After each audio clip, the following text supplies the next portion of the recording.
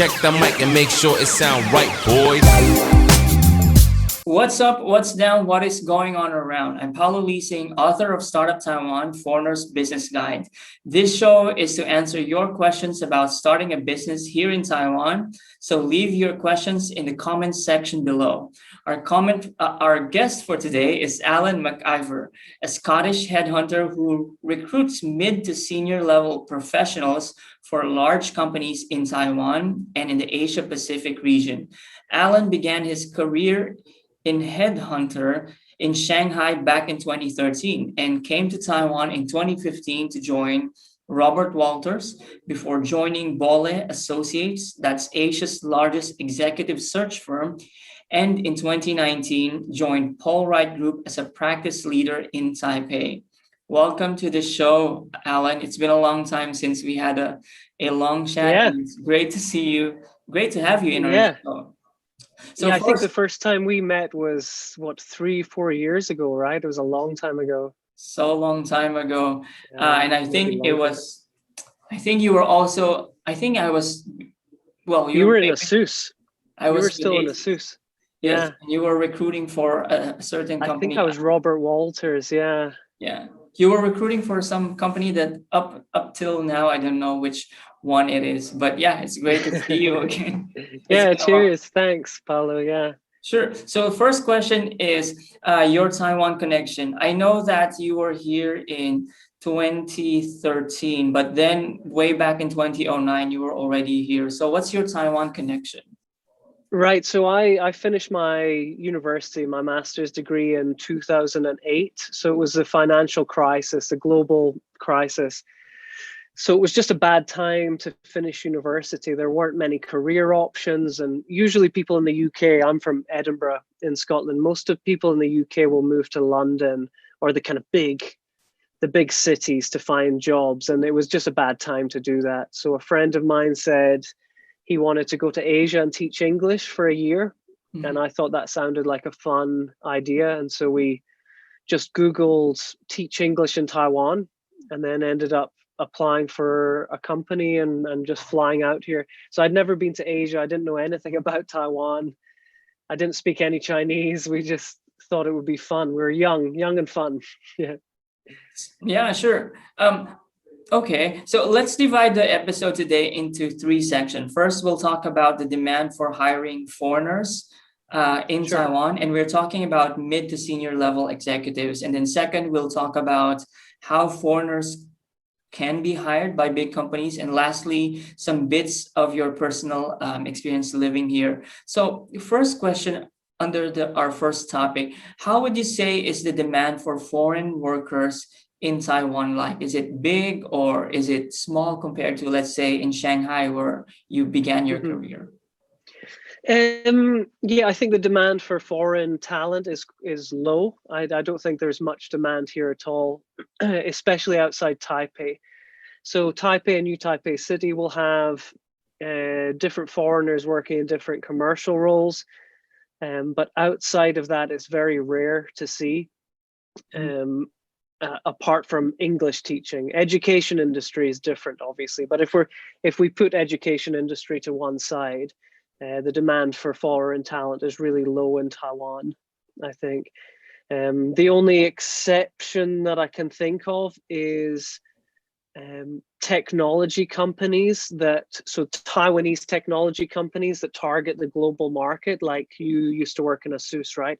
So companies like ASUS and MediaTek and Acer and AData and A10 and Moshi, they will hire foreigners to do their European American sales marketing. So And that's yeah. And you also told me before this interview that you not only focus on hiring foreign talents, but you're also in charge of placing these highly talented Taiwanese, not only in Taiwan, but also in companies abroad, specifically Asia Pacific. Could you also tell us more about it? Yeah, sure. Well, do you know, actually, I don't specialize in foreign talent at all, actually, which is something that a lot of people think because I am a foreigner that what I do for my job is help foreigners find jobs in Taiwan, which is actually not what I do. I don't do that at all. And what I specialize in is very senior level Taiwanese. So usually in sales, marketing, PR, e-commerce, these types of commercial functions. And it's across industries, but mostly big companies that you've heard of, like Nike, L'Oreal, Ferrari, Johnson and Johnson, GSK, these types, Shopee, Uber, these are the types of companies. So I'm looking for quite westernized, senior level Taiwanese candidates, basically. Yeah. Okay. But I do know quite a lot about the foreigner job market, just because, I've come into contact with a lot of foreigners who are job seeking, and I've spoken on the topic and I've written articles about it. So I do feel like I'm qualified to talk about this topic, even though for my job, it's not really what I focus on. Okay. But for example, how do companies get in touch with you or Paul Wright for available posts? So what's usually, for example, what's usually the first thing that these large companies ask for? Mm-hmm. Well, usually it's done the other way around. So, I mean, if you're a headhunter and companies are coming to you and saying, hey, we want to pay you to find us people, then you're getting really lucky. So basically, we have to do the sales. Like, a lot of people think headhunting is an HR job, but it's more like a sales job. So what we spend a lot of our time doing is calling companies like the companies I just listed. So I would call an HR and say, hi, my name's Alan. I'm a headhunter in Taiwan. I specialize in this area. If you ever need help with recruitment, let me know. So you're trying to do a lot of business development and signing contracts with new clients. And then hopefully they are asking you to help find senior level talent for them. So to answer your second question, the things that they're looking for are very specific to the job. So at any one time, I'll be working on 15 to 20 different jobs, different cases, and every single one of them is different. I mean, even at the moment, I'm working on 3 digital marketing roles, but the digital marketing roles, they're for different types of companies. They're all looking for different industry backgrounds and specialities. They're at different levels. The salary is different. The expectation is different. So, every role is different, basically. You really have to pay attention to the specifics, the details. So if this is like for mid to senior level positions, let's take away the Taiwanese talent. But for foreigners, will a knowledge of the Chinese language be a must? Yes, I think so. So I'm writing an article at the moment called How to Have a Long and Successful Career in Taiwan as a Foreigner. So the article is targeting foreigners, I mean, like yourself, Paulo, who have been here for more than a few years. You're already on the career ladder, already doing quite well. So how do you take that situation and make it work for you in Taiwan? So in that article, I spoke to quite a few senior level foreigners and I asked them, how would you answer this question? And Chinese level is always something that they mention. Almost every successful foreigner who I know here who has built themselves up on the career ladder speaks really good Chinese. And the obvious exception to that is the expats. And the expats are, when I say expat, I mean somebody who has been sent here by the company. So let's say if you're talking about the wind energy industry, there's a lot of Belgian and Danish and Germans who have been sent from Europe to work in Taiwan. So those people are different. They don't speak Chinese often. Their salaries are much higher. They're usually only here for 2 years to 5 years. So that type of person is very different from me, for example, who is a local hire. Like I was here and then I was looking for jobs while in Taiwan. I wasn't sent here by anyone. Okay. Yeah, it's a very different story. Would you say that there's a specific preference for any person from a specific country for these positions? Like are HR people telling you, oh, maybe we would like to hire someone from specific country? Yes, there is. I mean, So like I said before, with headhunting and with jobs in general, the HR and the companies are always looking for something specific. Okay. So they're looking for a type of experience, or they're concentrating on a few things. Sometimes they're looking for personality. Like that's especially true in startups. So for startup companies, they want somebody who is a good fit for a startup. They're kind of young and passionate and quick moving and westernized and all these kind of things. But if you're talking about the foreign or the job market for foreigners here, sometimes they'll be looking for someone who speaks native level English, but sometimes they're looking for somebody to do the Vietnamese market or the Indonesian market or the Filipino market. And in those cases, they would want Tagalog, or they would want Vietnamese, or they'd want Khmer for Cambodia. So it is specific. I mean, I think I kind of know what you're asking in terms of the, like, you know, the kind of the awkward question where it's like, you know, what kinds of foreigners do Taiwanese companies like? I mean, I think you know the answer to that. I don't really think it's a good idea for me to talk about that. Okay. Because like I said, I think that you know the answer. And, you know, if you're talking about the job market for foreigners in Taiwan, the reason it's difficult is because of attitude. So Taiwanese companies would always rather hire Taiwanese people. Correct. And it doesn't matter for what role. Like Taiwanese companies are more than happy to be 100% Taiwanese. And the foreign companies in Taiwan are more than happy to be 100% Taiwanese. And so then how do, yeah. And I guess the reason why many companies would prefer a very specific person from a specific location is that they are looking at, and this is from my experience, if they're very particular about expanding to a specific market, then that's the only time they will say, we would prefer if it's a Russian, because eventually we want to enter the Russian market and we need to be able to talk to this person on like while this person is in Taiwan, as opposed to doing calls from Taiwan and then in Russia, for example. I think this is you're right. Yeah, this is the only, at least this is based on my experience, the only reason they would prefer someone from a very specific country. And it's kind of, and mostly it's just because they wanted to expand in specific region. I mean, I think the weirder thing is that it doesn't happen more often, right? Because if you have a Taiwanese company, a gaming company, and they're working with the Russian market, then of course you want someone who speaks Russian. But most companies will have a Taiwanese person who only speaks English running the Russian market.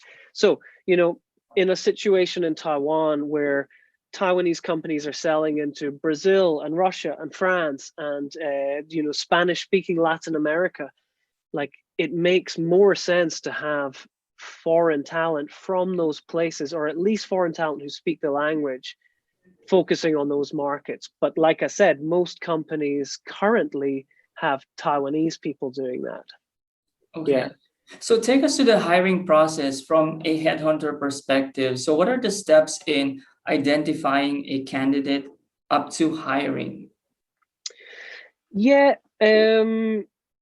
So I guess the first step would be getting in contact with them. I use LinkedIn a lot, certainly. I use LinkedIn all day, every day, basically. So if I'm connecting with somebody, I'm looking at their background, and I'm kind of judging them on a few different things, like academic background. You know, did they go to a good university? Do they have an MBA or a master's degree? What companies did they work for, and how long did they stay in those companies? Mm-hmm. So for example, if somebody's got a very jumpy CV, if they switch jobs too often, then I probably won't recommend them to anyone, because HR do not like seeing that. And also the quality of the companies. So for example, if somebody worked in Amazon or Facebook, then I would value their CV higher than somebody who worked at a company that, you know, maybe you don't recognize, or, you know, you've never heard of before. So I'm looking at a resume and I'm making value judgments about it. Were they promoted? Like, what's their title? What are their responsibilities? And then I'm trying to match those people with job requirements, right? So if, let's say, Uber come to me and say, we want a marketing manager, I want to listen to what Uber wants, and then I want to go into my database of candidates and think, who do I know who fits what they're looking for? They're the right age, they're the right salary, they have the right kind of experience in terms of industry, startup, maybe some digital, they speak good English, they're smart, they interview well. Okay. Because another thing that's really important to realize is that on paper, a resume is one thing, but then soft skills and interview skills are a very different thing. So if somebody has a good CV, but they're not very personable, then, they're not a good candidate. Or sometimes the flip is true as well. Somebody has a terrible CV, but they're very likable. Again, it's hard. You kind of want the combination of both. Like, as a headhunter, the kind of people who make me money are the kind of people who smash interviews. Like, everyone loves them. They're really impressive. They go into an interview and then the feedback is, we really like them. Like, those are the kind of people that make me money. Yeah. Okay. So yeah, can I ask you the same question I asked you before we went live, which is, how do you interview recently, now that everything is happening on Zoom or on calls? How could you tell whether someone is likable, or how do you gauge, basically? Yeah. It's a lot more difficult over phone call and Zoom, and I think to be a good headhunter, you need to be good at reading people. You have to have quite high EQ, I guess you call it. And to do that, you need to meet with people face to face, I think. So, to answer your question, it's been difficult on our industry with the lockdown and the, everything being done online. You basically can't do the same kind of job that I was doing before. It's very difficult. But what I can do is, I've been in headhunting for 8 years. So I'm relying a lot on my network, like people who I've already met. Like, for example, I spoke to a woman this morning and she has been working in Shanghai for the past 17 years. And, we've been speaking for 5 years. So this morning we had a 20-minute catch up, and maybe it's a bit difficult. Maybe in perfect circumstances, we would have a coffee together. But because we've been speaking for years, it's like, it's okay. We can make it work. Okay. So I guess you're also saying that working with headhunters like you is almost like a long-term process. So maybe at one round, this person will not get a job. But eventually, because you guys know each other, you would be able to find a well-suited position for this person. Yes. Yeah. Okay. Because usually, yeah, absolutely. Because Yeah. in my mind, it's like, okay, maybe my resume would be thrown somewhere, or maybe it's not. I will no longer be considered at any position. So Yeah, let's I think switch. what Oh, sure. hold on, let me just answer that if you don't mind, Paolo. Sure. I think what bad headhunters do is only contact people when they have a job available. So it's almost like they're wearing blinkers and they have this one job they're trying to fill. And they're like, hey, Paolo, I have this job. Are you interested? No. Okay, next person. Hey, Tom, I have this job. Are you interested? No. Okay, Gavin, I have this job. Are you interested? And I think what good headhunters do is they build up this network of candidates who they know quite well and they keep in touch with, and then this big network of clients, and then you're trying to match make as best you can over years and years and years. Oh yeah, over years. It's not. I used to get annoyed with young consultants in my old company because they were just so transactional. Like, they would just call a candidate for 10 minutes and they'd go through the CV, ask questions like, why did you leave this company? How much salary did you make? What kind of jobs are you looking for? Okay, thank you, bye. And it's like, you're not doing your job. You're not doing your job. You've got to really understand what they want and who they are, so that you can, at some point in the future, you're like, oh, Paolo would be really good for this position because this is what they want and this is what he wants, and it's a good match. That's how you make money over the longer period of time.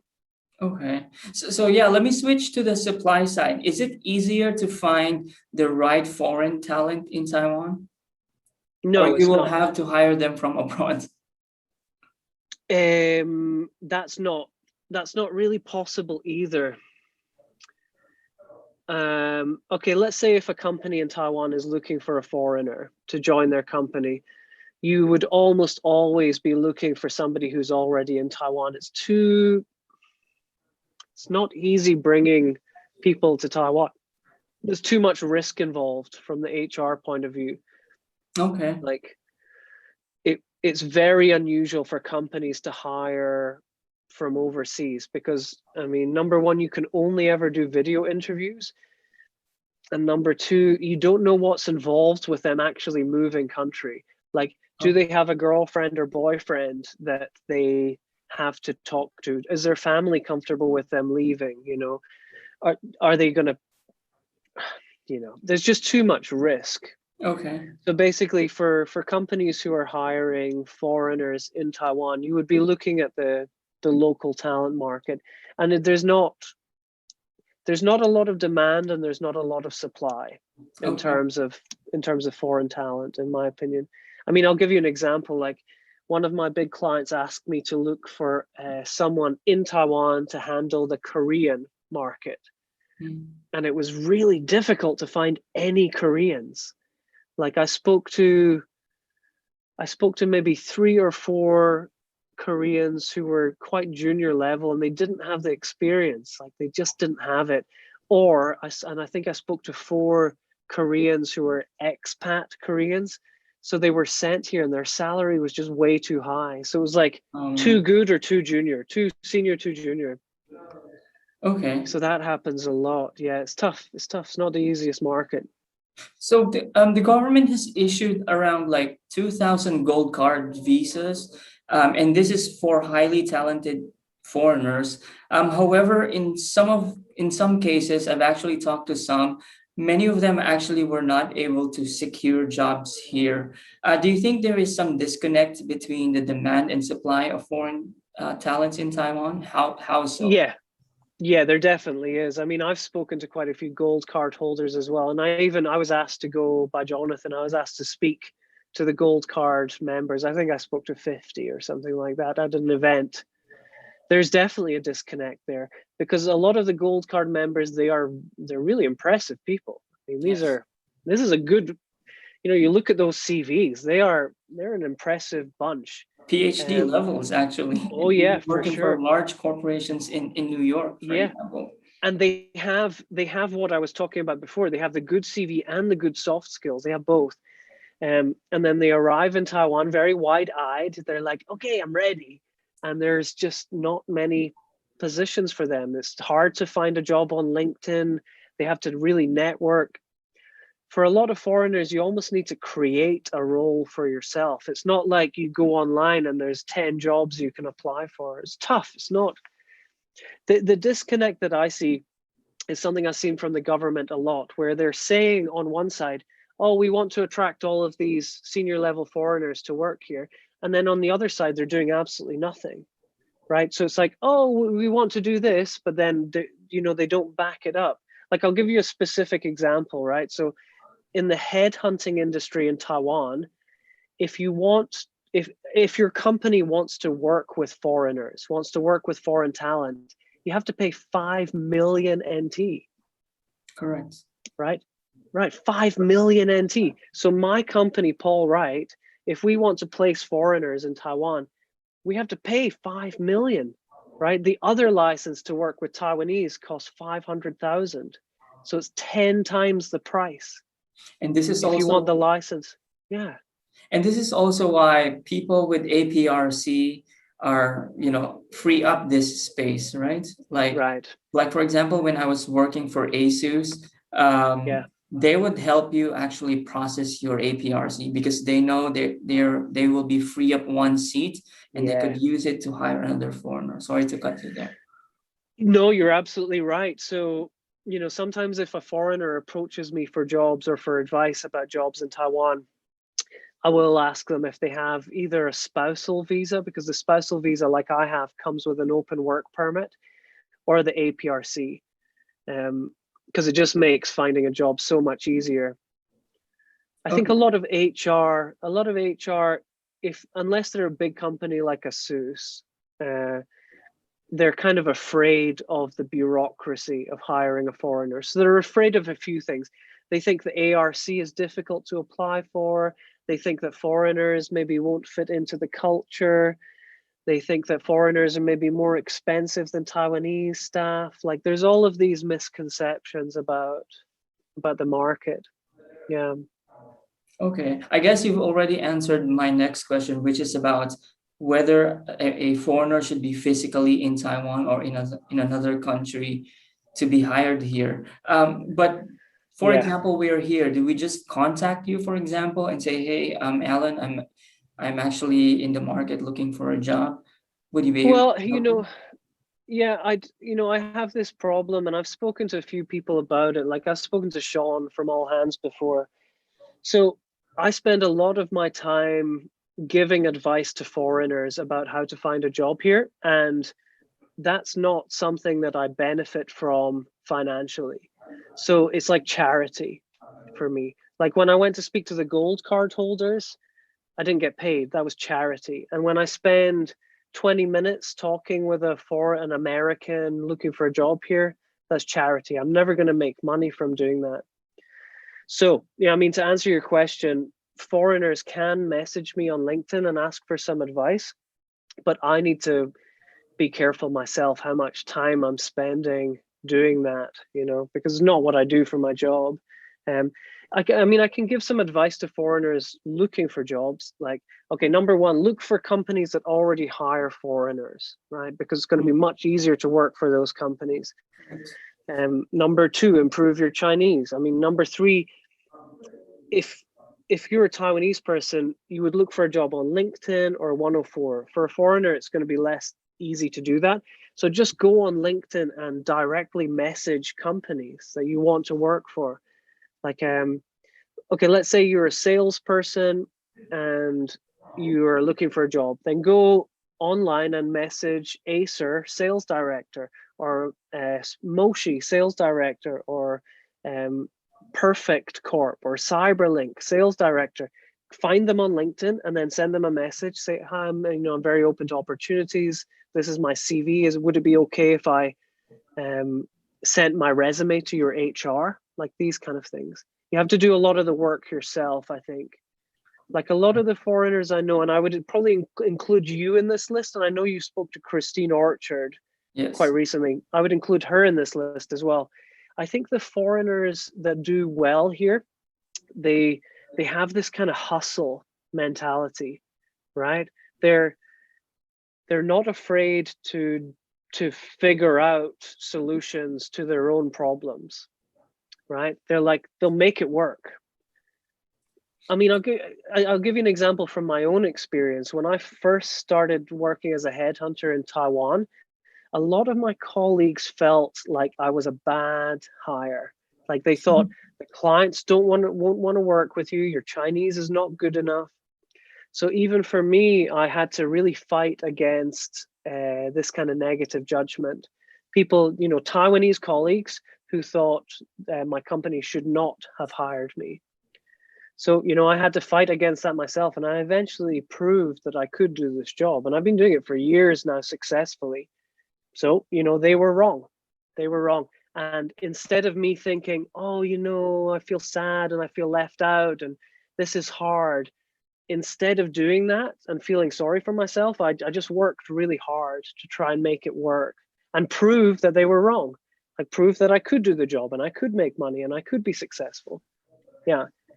In my case, what I did was I just found like a foot at the door. I know that eventually I wanted to do a managerial job, but I know that if I directly apply for a position to be a manager, obviously I would have a very slim chance. So I kind of went into like the lowest position that I could do, as long as I'm inside a company and prove to the bosses inside. Let's say I was with Cyberlink, prove to them that I am worth a shot for another position. So within that company, I started moving up, and then eventually it led me to being hired at ASUS.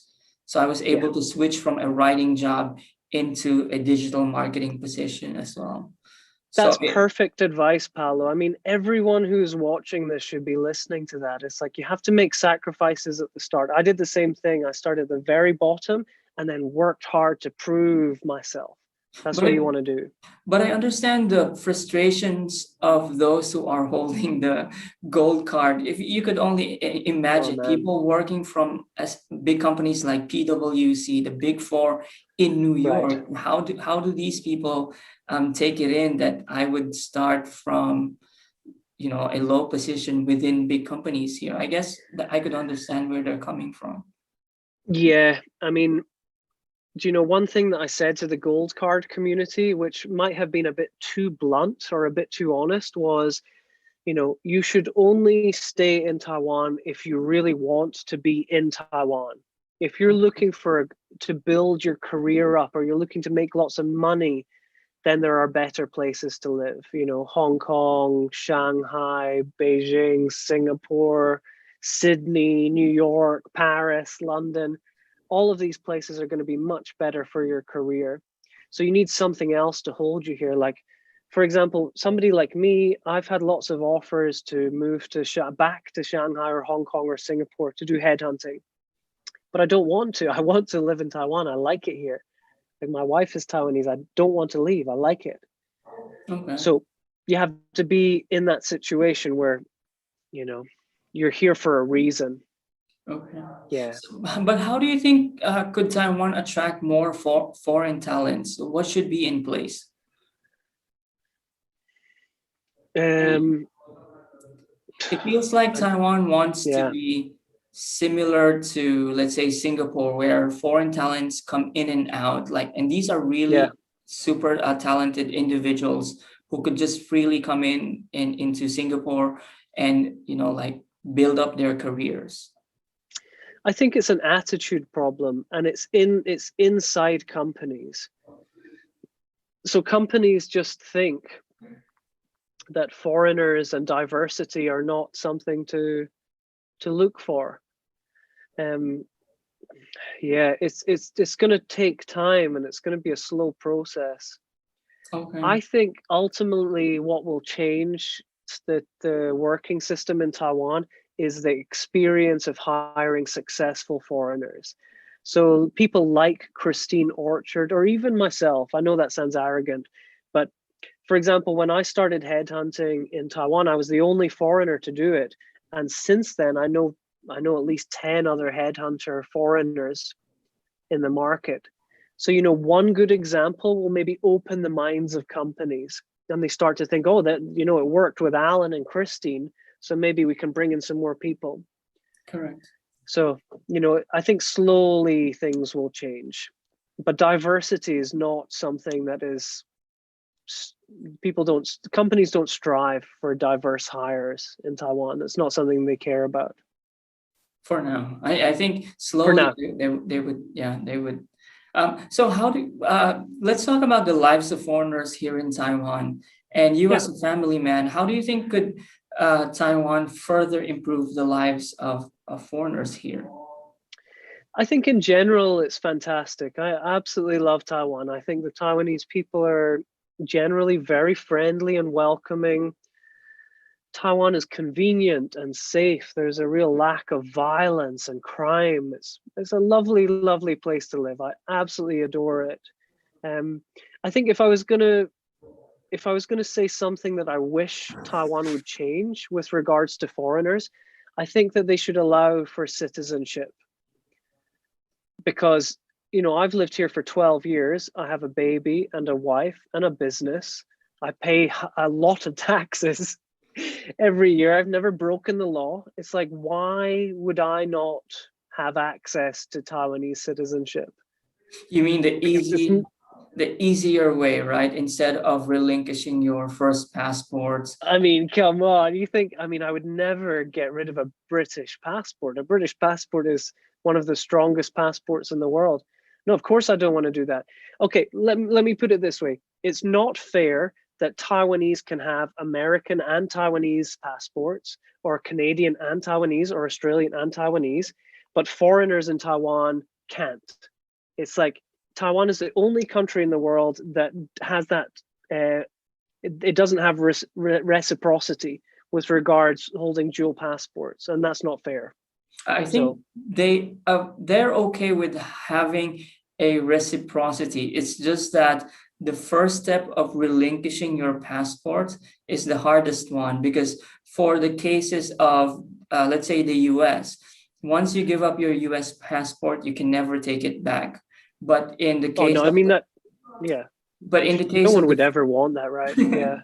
But Sorry, in the case of the Philippines, for example, I could give up my Philippines passport, get a Taiwan passport, and then take back my Philippines passport, and Taiwan will not have a problem with that, except that the first step is really the most difficult part of giving up your passport. And some people were even saying, what if in the middle of giving up your first passport, something goes wrong and you are countryless for 1 year? Where do you belong? In the airport? Yeah, something like that, like some weird movie we've seen before. All right, let's do fast rounds. This is basically just you telling me the first thing that comes to your mind. Are you ready? Sure. Yes. What is your daily breakfast? Fruit and yogurt.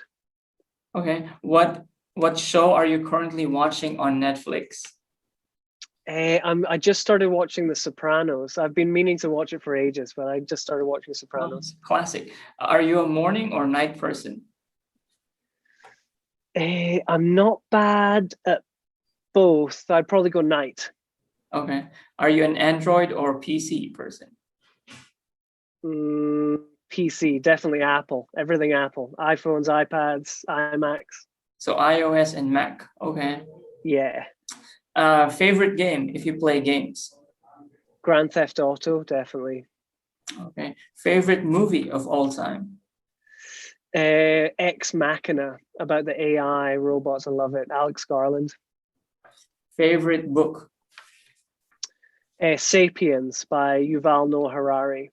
Wow, very specific. Oh, that's So the last of this round. Finally, let's talk about your action items. How could we help you in this show? What are your plans? Well, I think it's good for my business to have a reputation. So it's important that people know who I am, which is why I write articles for LinkedIn. I try and publicize them. I do a lot of Clubhouse chats. I do a lot of podcasts. So, as building my personal brand, it is important for me to kind of get my name out there and be well known and be recognized. So, if this podcast gets liked and shared, that would be fantastic.